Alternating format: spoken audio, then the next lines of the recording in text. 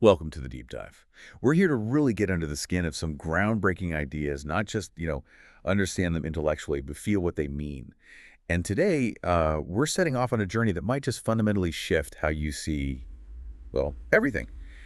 Imagine a universe where the weirdest, deepest truths from quantum physics actually echo ancient spiritual insights. Like a universe where empty space isn't empty, and where maybe every atom has a kind of divine spark. It sounds pretty out there, doesn't it? But that's exactly what we're exploring. Yeah. So if you've ever felt that tension between science and spirituality, or maybe wondered if our tech could actually uncover ancient wisdom, this is definitely for you. We're aiming to challenge some assumptions today, show you how these worlds aren't just like parallel tracks. They're more like interwoven threads. They depend on each other, illuminate each other. Exactly. So our mission, if you like, is to explore how these two realms, the mystical and the hyper-technological, don't just coexist, they actually complete each other. They shed light on each other in really surprising ways. And we're doing this by looking at two pretty extraordinary sources side by side.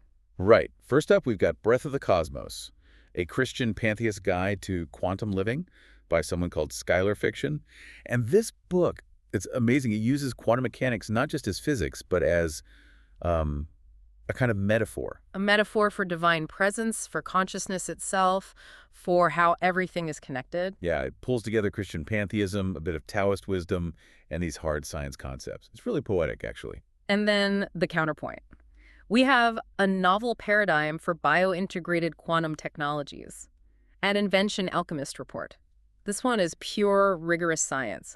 A blueprint, really. Detailing how living things might already be using quantum effects. Exactly, and proposing these new bio-integrated quantum devices. It's like peering into the future of engineering, where quantum meets biology. Think of it as a field manual for quantum biology tech. So our goal today, picture scripture as a kind of blueprint, and maybe invention as a parable. Yeah, like Teilhard de Chardin, Richard Feynman, and maybe Rumi got together to write a guide. Yeah. For the soul in the lab. We want to show you how this subatomic dance mirrors deep spiritual truths. And how our ability to now kind of manipulate these quantum effects in living systems, it gives us a tangible link to those truths. Okay, let's dive in. This is going to be fascinating. Absolutely. Where should we start? The observer effect. Yeah, let's start there. It's one of the weirdest, most fundamental quantum ideas, right? Skylar Fiction in Breath of the Cosmos really dives into this mystery, this idea that particles, they don't really commit to being one thing or another. Or they exist in this fuzzy state, a superposition of possibilities until you measure them, until you look. And the looking itself forces the choice. It collapses the possibilities into one definite outcome. It's like reality holds its breath until observed. And this isn't just philosophy, is it? This is like core quantum mechanics, proven again and again. Oh, absolutely. Countless experiments confirm it. It completely messes with our everyday intuition that the world is just out there fixed, whether we look or not. Instead, it's more like a field of potential. That observation makes concrete. Exactly. John Wheeler, the physicist, he had that famous line, "No phenomenon is a phenomenon until it is an observed phenomenon." He even did that delayed choice experiment, didn't he? Suggesting a measurement now can affect a particle's past. Yes, which really makes you question linear time and cause and effect. It's deeply strange. And here's where Breath of the Cosmos makes that leap. It connects this scientific weirdness to divine awareness. Yeah, the act of observation itself. Some early quantum guys, like Eugene Wigner, even thought consciousness was directly involved in collapsing the wave function. So it goes from being this scientific puzzle to a potential spiritual truth about consciousness as a catalyst, about how things become real. Theologically, Skylar Fiction connects it to God as the ultimate observer, like an eternal witness holding everything in awareness. That quote from Psalm 139 is powerful. "You perceive my thoughts from afar. Before a word is on my tongue, you know it completely, O Lord."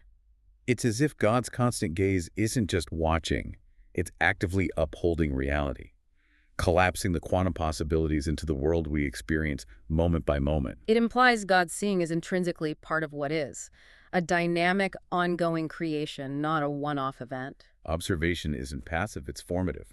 Precisely. It brings potential into actual being. In a spiritual sense, the universe is constantly being called forth by this divine knowing presence. Okay, hold that thought.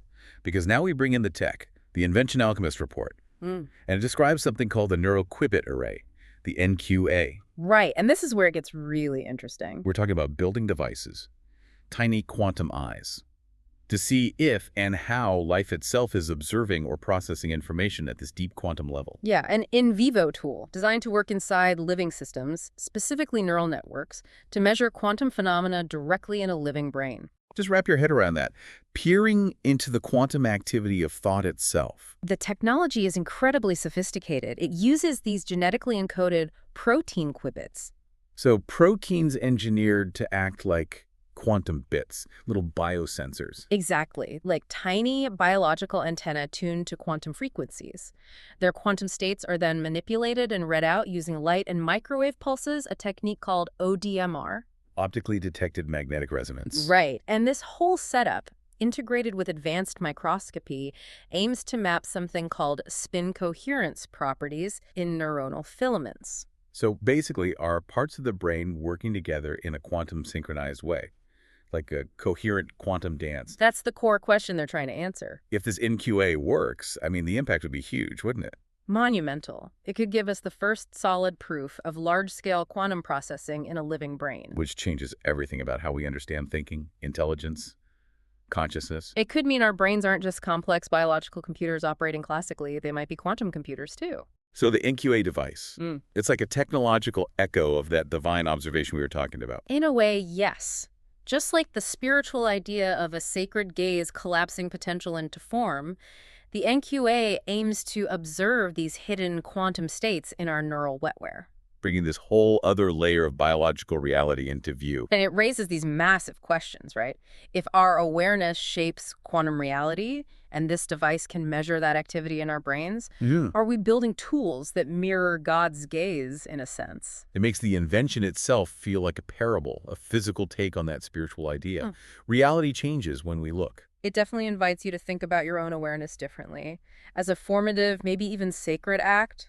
And what if our inner world is fundamentally quantum? Wow. Okay, let's move to the next big quantum idea, superposition. Right? The state of existing in multiple possibilities at once. Breath of the Cosmos explains it so well. Particles aren't just here or there before you measure them. They're kind of, potentially both, or many places. A cloud of maybes, as fiction puts it, like holding all options open. And this isn't just physics. Fiction says it's like the human soul, too. Yeah, that quote, "You are not one thing, you are a field of unfolding possibility." We contain contradictions, potentials, all simultaneously. Doubt and belief, kindness and cruelty. Failure and grace. It suggests our identity isn't fixed, but fluid. Always in potential. And this connects to the divine image idea from Genesis. Let us make humanity in our image. Fiction interprets that not as looking like God physically, but as carrying the same creative potential, the ability to bring forth possibilities. So superposition becomes, in this view, the scientific equivalent of divine immanence. We are inherently vessels of potential, designed to become, to choose. Containing multitudes, like the quantum world itself. And the spiritual insight here is that holding these multiple possibilities, this inner tension, isn't a flaw. It's sacred. It's the birthplace of freedom, instead of rushing to be just one thing. Exactly. Embracing the ambiguity, allowing for transformation, it challenges that idea of a fixed self. We're co-creators of who we become. So how does the tech report echo this? It talks about molecular qubits, right? MQs. Yes. These are the basic units of quantum information, like classical bits, but quantum. But the twist is, they're made from single molecules or proteins. Right. The report highlights work from University of Chicago, engineering a fluorescent protein into a working quantum sensor. So we can literally put these quantum maybes, these superposition states, inside living cells. We can, making cells into incredibly sensitive measuring devices at the quantum level. How do they work? While these MQs use their superposition state to measure tiny local changes, magnetic fields, temperature, things like that, with incredible precision, atomic precision even. Inside a living system. Inside a living system. Yeah. And because they can be genetically encoded, the cell itself can build and place these sensors exactly where needed. They become truly biointegrated. So these engineered proteins are like living quantum detectors, holding multiple possibilities until something in the environment asks them a question. And then they reveal a precise answer. It's amazing. The overlap here is just stunning. The molecular qubit in its superposition state. It's a direct physical echo of that divine image potential within us. Just as we're seen as holding multiple possibilities, these proteins embody that, probing the universe's inherent multiplicity. And engineering them into cells. It feels like gifting biology with a fragment of that divine open structure, allowing us to interact with reality's fundamental openness. It makes you think about our own choices, doesn't it? How we collapse our own potential into definite actions. Yeah, mirroring how these quantum sensors work, it suggests every choice is like a small act of creation, pulling one possibility out of the quantum foam into reality. A sacred quantum-level act. Okay, let's switch gears to something that sounds a bit darker. Decoherence. Ah, yes. In physics, decoherence is how a quantum system loses its quantumness, its coherence. It interacts with its environment, gets noisy, and starts behaving like a regular classical object. If you picture a quantum wave, decoherence is that wave losing its clear shape, getting messy. Like the universe's noise drowning out the pure quantum signal. We lose that pristine state. And fiction, in Breath of the Cosmos, makes a dramatic connection here, reinterpreting the biblical fall. Not as sin, in the moral sense. But as decoherence, humanity's separation from unity, from divine innocence, is framed as a quantum system losing coherence through interaction with its surroundings. The knowledge of good and evil becomes entanglement with the world's noise. Right.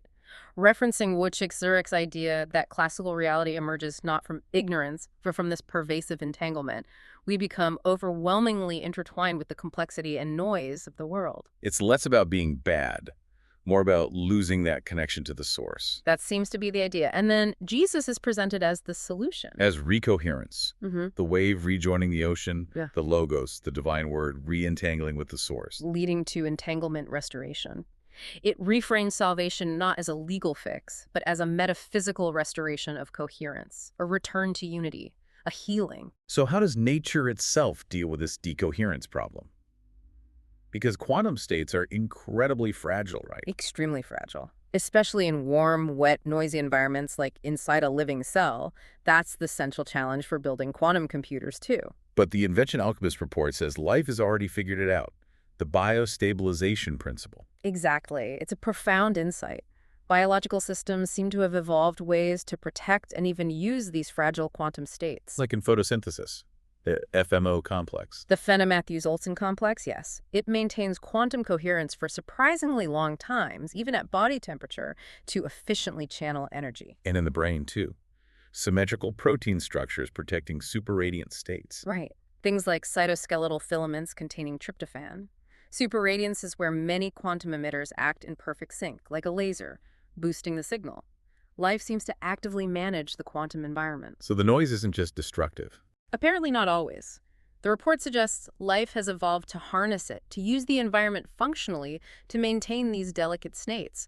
It's active quantum resilience, nature's mastery over decoherence. Wow. So putting the spiritual and the technical together. The spiritual fall, as decoherence, finds its counterpoint in life's evolved biostabilization. Our human story of fragmentation and seeking unity, mirrored in the scientific challenge of keeping quantum states alive in biology. And if Jesus is the recoherence in the spiritual story, then biostabilization is like nature's built-in architecture for restoring that coherence, resisting entropy. it suggests the universe itself has mechanisms for healing, for returning to wholeness. Which is a powerful call for us, isn't it? To find ways to reduce the noise in our own lives, seek that inner stillness, reconnect with that coherent core. Knowing the blueprint for unity is literally woven into life. Okay, on to entanglement. Einstein's spooky action at a distance. One of the most baffling and profound quantum discoveries. Breath of the Cosmos explains it as two or more particles becoming linked, instantly affecting each other, no matter how far apart. Change one, the other changes instantaneously, faster than light. Imagine if our connections worked like that, our deep relationships. And again, this isn't just theory, it's experimentally proven. Bell's theorem, loophole-free tests. They confirm these non-local correlations are real. It shatters our classical view of separate objects interacting locally. Deeply. It resonates with what mystics and poets have said for ages. Fiction quotes Teilhard de Chardin. We are spiritual beings having a human experience. Entanglement suggests separateness isn't fundamental. We're all interwoven. The spiritual parallel is really moving here.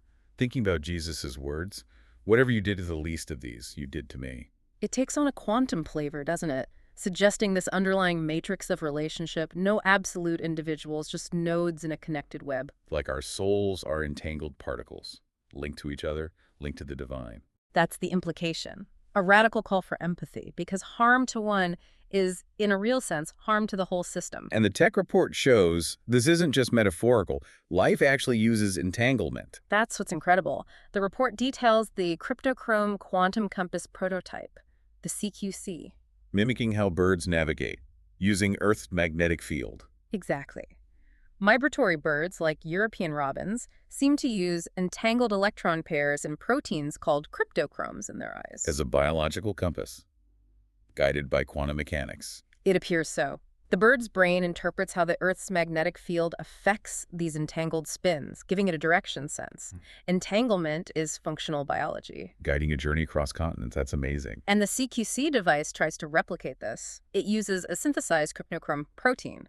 Light creates an entangled radical pair. Two linked electrons. And then a tiny embedded quantum sensor measures how magnetic fields influence their spin state, providing a navigation signal. It's biomimicry at the quantum level. So the CQC, using entangled pairs, it's like a literal measurable echo of entangled hearts, of non-local love. It really feels that way. The device makes visible the invisible forces guiding the bird. The spiritual teaching suggests our connections work similarly, beyond space and time. The invention as a parable again, for how our souls might be entangled with each other and with God, making interconnectedness tangible. And it makes you wonder, if birds use entanglement for navigation, how might human compassion, spiritual unity, maybe even collective consciousness leverage the same deep physics? Could our empathy guide us like a quantum compass towards the more unified world? It's a profound question to ponder. Which leads naturally to non-locality itself, the broader principle. Right. Entanglement is one manifestation of it. Non-locality is the general principle that things can be connected and influence each other instantly without crossing the space between. Defying local realism, the idea that things are only affected by their immediate surroundings, Bell's theorem proved local realism wrong. It really forces a holistic view. As Anton Zeilinger said, the world is holistic. It's all one thing. Everything affects everything else. And the theological implication, according to Breath of the Cosmos, is huge for understanding God's omnipresence. Yeah, God isn't just everywhere in space. Yeah. God is the non-local field itself, the underlying coherence, the entanglement that holds everything together. So God isn't limited by space or time because God is the fabric that connects space and time non-locally. It means you're never separate. God isn't next to you. God is the field you're already part of. That changes everything about prayer, presence. It makes divine intimacy an inherent fact of existence, woven into our being. Like Meister Eckhart said, God is nearer to me than I am to myself. Non-locality gives that a physical basis, almost. And the tech report, while it doesn't invent non-locality, It relies on it completely. All those proposed technologies, the NQA mapping quantum networks, the CQC sensing distant fields, the molecular qubits they all assume and work with non-locality. the whole effort of bio-integrated quantum tech is about harnessing these non-local connections in life. Demonstrating that nature operates as this all-one-thing system, trying to engineer ways to interact with that fundamental interconnectedness. So the synthesis is non-locality grounds omnipresence in physics, God as the entangled field itself. And the technologies trying to measure and use these connections in living systems are like a scientific exploration of that divine intimacy. Suggesting our spiritual practices, prayer across distance, feeling connected to loved ones far away might not just be metaphors. They might align with the fundamental non-local structure of the cosmos. And the big question it raises: if the universe is woven together like this beneath the surface, how much do our thoughts, intentions, our love ripple through that field? Are we constantly co-creating reality through this non-local network, participating in the divine field? Heavy stuff. Okay, let's shift slightly to quantum biology itself. The idea that life uses quantum mechanics. Yeah, this field is just exploding. Breath of the Cosmos argues life isn't just chemistry, it's a coherent dance of energy, intention, and field intelligence.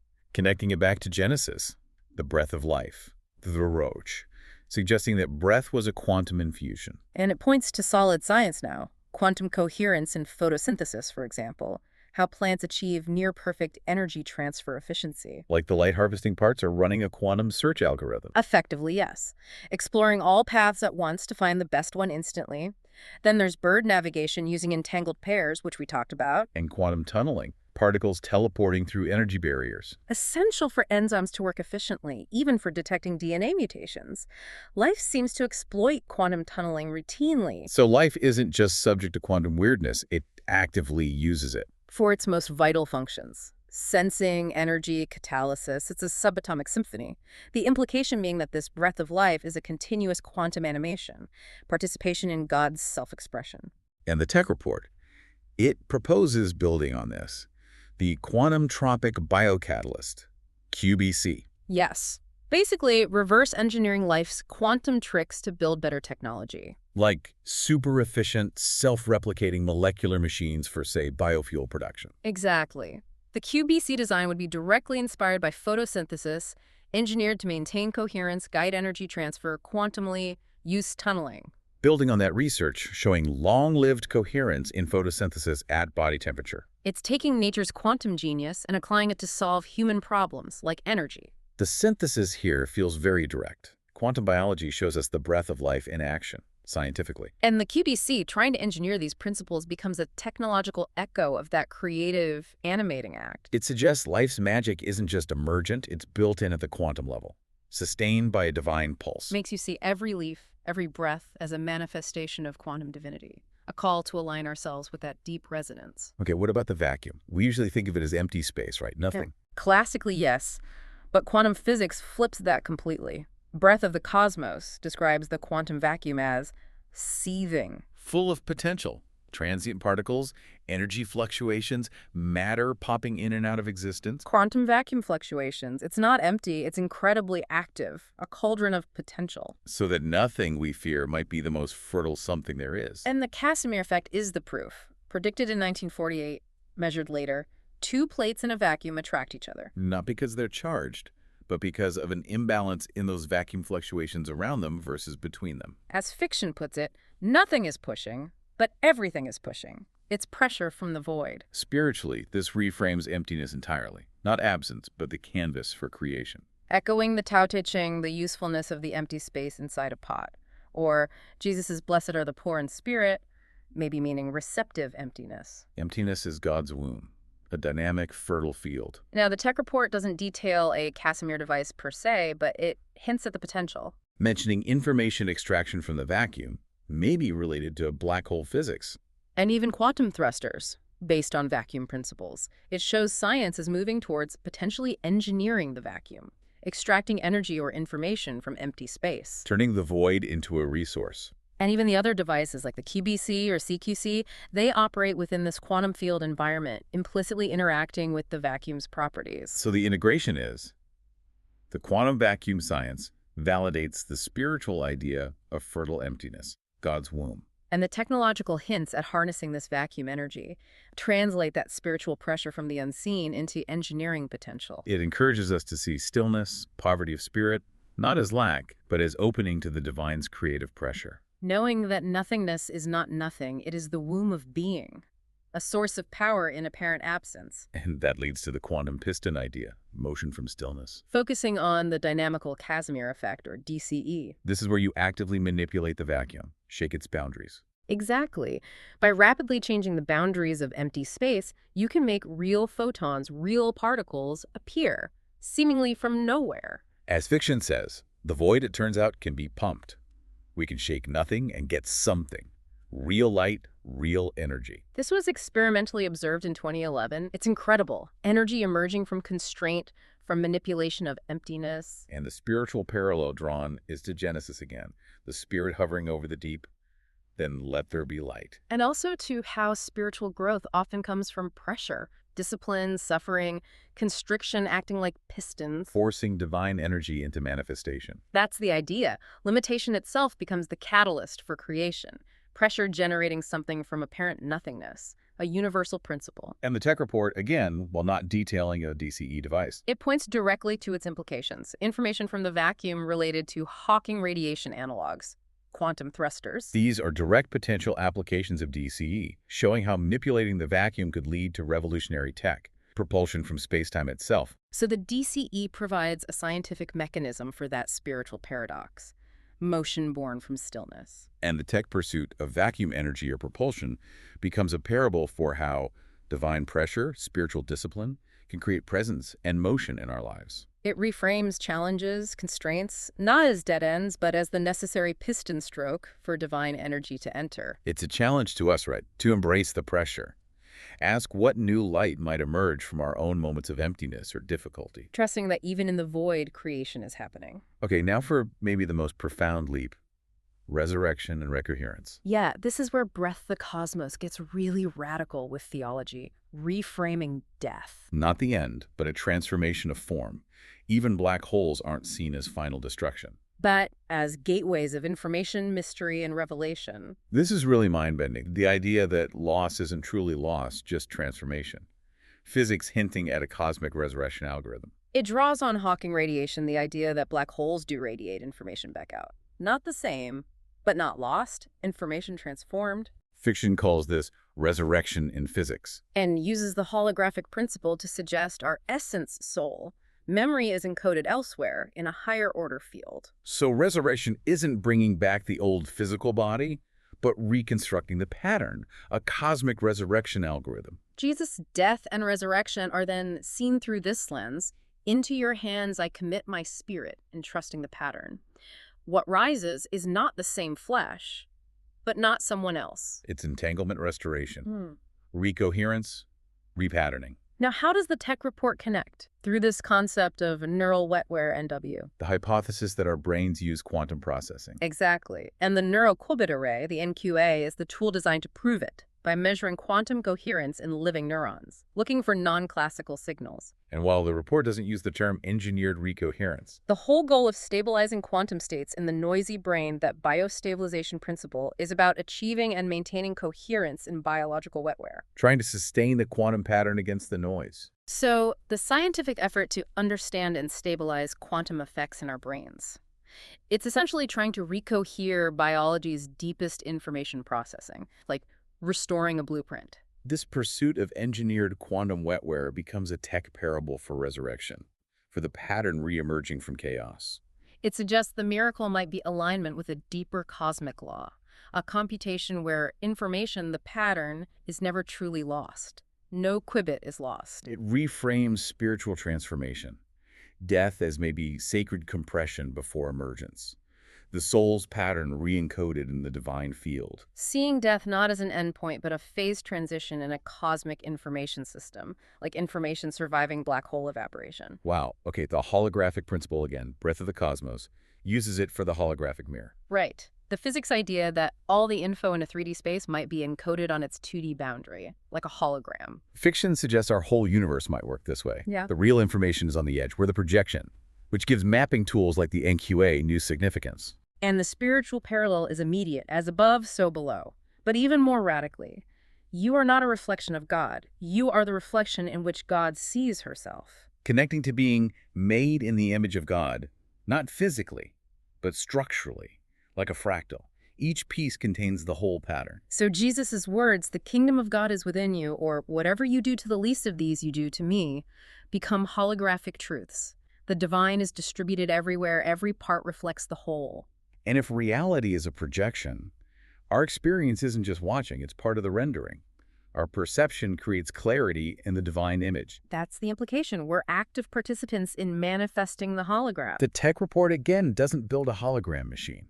But it aligns with the idea of distributed encoded information. The NQA mapping the brain's quantum network is like trying to read that encoded distributed field. Understanding the holographic structure of consciousness, maybe. And mentioning information extraction from vacuum related to black hole entropy, that also ties into information being stored on boundary, a core holographic idea. So the synthesis, a holographic principle, gives a scientific frame for the mirror of God. Every part contains the whole. Divinity encoded everywhere. And the NQA, trying to map the brain's quantum network, is like a tool revealing that encoded image within us. Suggesting you are not a fragment. You are the whole, reflected. Our actions ripple through the field, realigning the divine image.